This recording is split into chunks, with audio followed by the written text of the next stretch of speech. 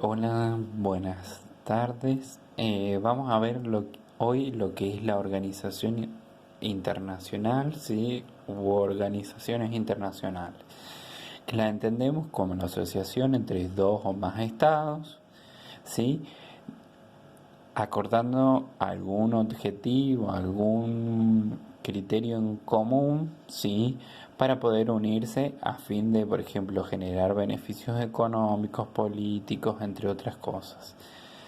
Ahí tenemos una de las definiciones de lo que es la organización internacional. Dice: la asociación es Estado establecida por un acuerdo entre sus miembros, dotada de un aparato permanente de órganos encargados de perseguir la realización de objetivos comunes por medio de una cooperación entre ellos, ¿sí? Van a cooperar entre ellos y va a haber un organismo establecido con una oficina, órganos de decisión, etcétera. Ahí vamos a ver las estructuras. Bien, pero primero vamos a pasar a las características que sí o sí tienen que tener estas organizaciones. Base interestatal, que quiere decir que tienen que tener una relación entre diferentes estados, ¿sí? No puede haber una organización dentro de un mismo estado, si no, no sería una organización internacional. Fundamento voluntarista, ¿sí? Que sí o sí debe ser voluntario y no de manera obligatoria. Existencia de un aparato de órganos permanentes, ¿sí? Una estructura donde se puedan tomar decisiones. Y la autonomía decisional y funcional, ¿sí? Tienen que tener esa organización una autonomía para poder tomar sus decisiones y poder funcionar sin depender de ningún país, sino en forma conjunta a través de sus órganos y sus estructuras. Bien, lo otro que hay que tener en cuenta son esas exigencias que tienen que tener esas organizaciones internacionales, que son la formalidad, ¿sí? Deben estar estructuradas, deben tener cartas o actas de funcionamiento, toda la vía legal. Después debe haber una cantidad de miembros mínimas, no puede haber una organización internacional con uno o dos miembros, sino muchos más. Objetivos, ¿cuáles deben tener los objetivos claros? Si es la salud, la educación, la economía, entre otras cosas. Después lo otro deben tener una estructura y una organización determinada a través de un estatuto.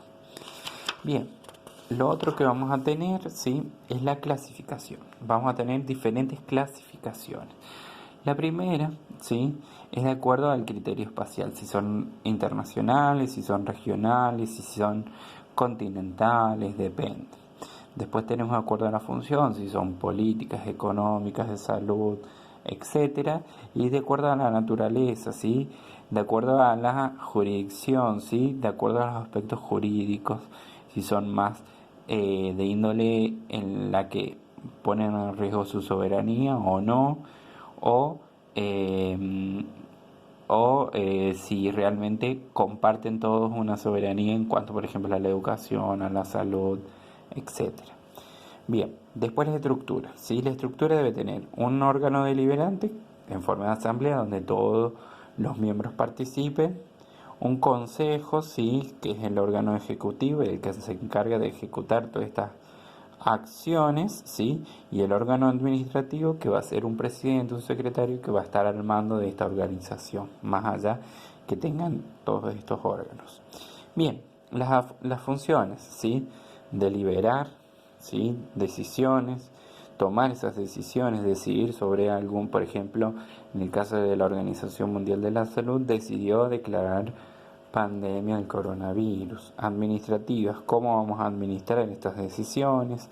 Control, ¿sí? Pueden ser organismos de control, por ejemplo, de salud. En el caso de las elecciones pueden ser organismos también de control.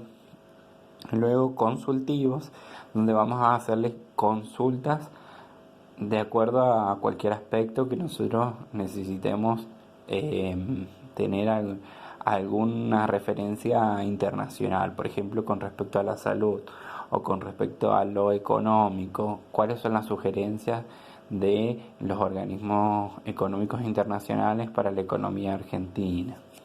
Esa sería la consulta.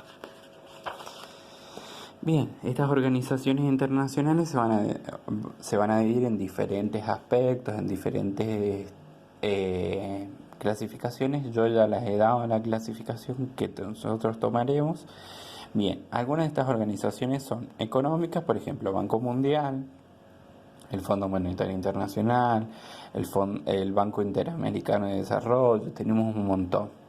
Después políticas, la ONU, que es la Organización de Naciones Unidas, y de salud, la Organización Mundial de la Salud, y ambiental, por ejemplo, el Greenpeace, entre otras. Estas pueden ser organizaciones gubernamentales o no gubernamentales. Gubernamentales donde participan estados, y no gubernamentales donde participan miembros de la comunidad internacional. Por ejemplo, Greenpeace es una organización no gubernamental porque participan miembros, por ejemplo, de Argentina, de Chile, de Brasil, de todas partes del mundo, sin la intervención del Estado, ¿sí? Sin que el Estado participe. Por eso es organización internacional, porque sus miembros son de diferentes partes del mundo, ¿sí? Y las gubernamentales porque intervienen los gobiernos o los estados de cada uno de los países.